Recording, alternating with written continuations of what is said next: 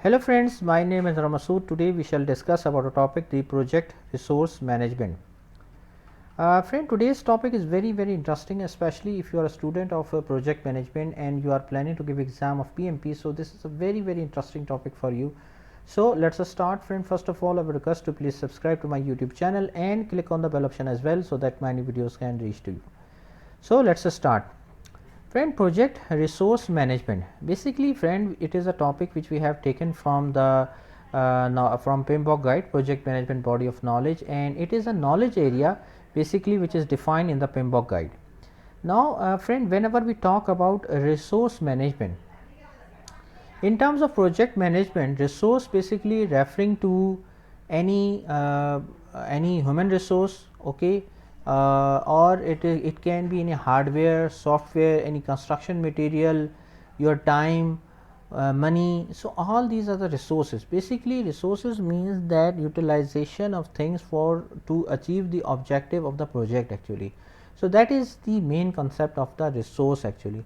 Resource could be any human resource, resource could be your time, resource could be your money, so anything actually resource. So basically, friend, project resource management includes people, equipment, facilities and others to ensure successful project fulfillment. However, equipment and budgeting play an essential role in the project performance. So that is the main concept of resource management. Now, whenever we talk about resource management in project, basically we are referring to utilization of resources to achieve the objective of your project, that how efficiently you can use your resources for the fulfillment and success of your project. Now, it includes different processes. First one is the resource management planning. Now, it involves a document that defines the resources for the project. Usually, this plan is devoted to human resource management. It determines the role in a project team and role requirements and how they are applicable to the project. Basically, friend, first process is the resource management planning. This is you just think of this as a document, a Word document as well, that it includes that how what are the resources which are required for your project. For example, you are implementing e-commerce solution, so you need, for example, you need 3 developers, 3 senior developers, 1 QA engineer, 1 solution architect, 1 project manager, 1 production deployment engineer, 1 person for UAT assistant. So basically, you have to define all the roles which are required for your project. Okay, how many, like in terms of quantity, you have to define from which time period to which time period they are required, and which type of skill set you need for the delivery of the project. So all those things should be defined. Remember, friend, whenever we talk about resources, we are not talking about only the human resources. It includes the software resources, it includes the budgeting, it includes the cost, money, it includes the time, it includes the include any procurement material that you need to purchase from outside the country. So all types of resources which are required for the successful delivery project should be defined in the document. Then activity resource estimation. It ensures that you have all the resources available to fulfill the project. Basically, friend, activity means that first of all, you must have to know that what is the required deliverable, what is the work required for your project.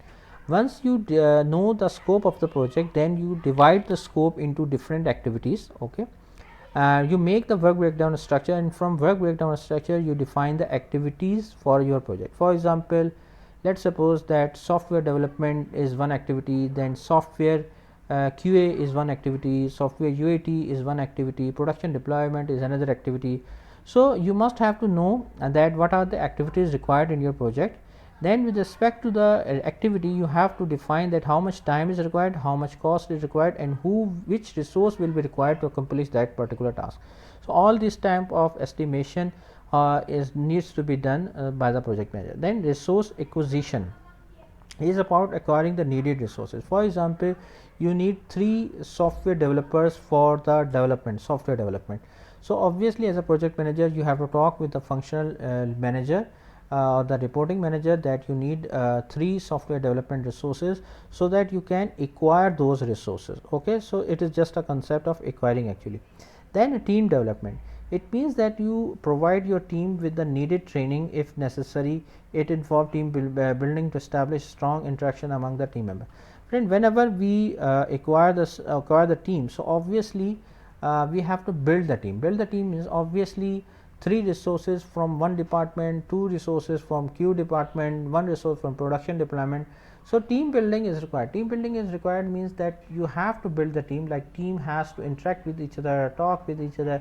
So as a team they are working now, as a team they are thinking now that they have a one single goal.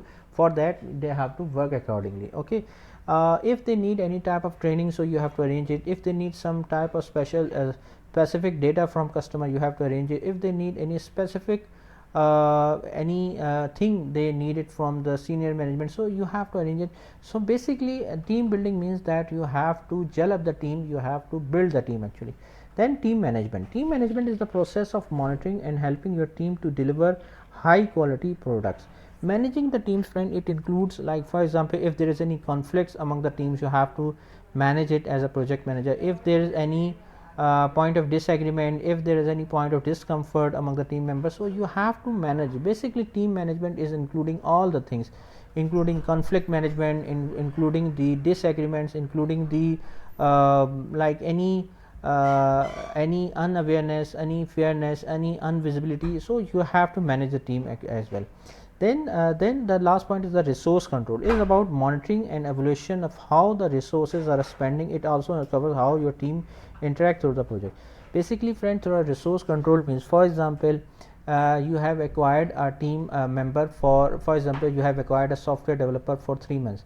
You have noticed that that team member is not performing, he is underperforming.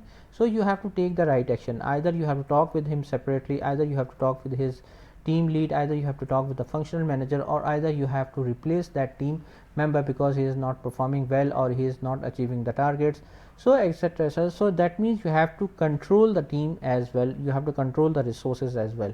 You notice that you have decided, it was planned that within 1 week the expenditure should not increase more than $100, for example, and you have noticed that it is increasing by like for example, you are spending $150, for example, in a week. So you have to take the right action and you have to cut it down the expenditure if they are increasing as per the planned expenditure of weekly basis. So friend, thanks a lot for watching the video. I hope you like this video. If you like it, please share it with your friends and colleagues, and thanks a lot for watching the video. Thank you, friends.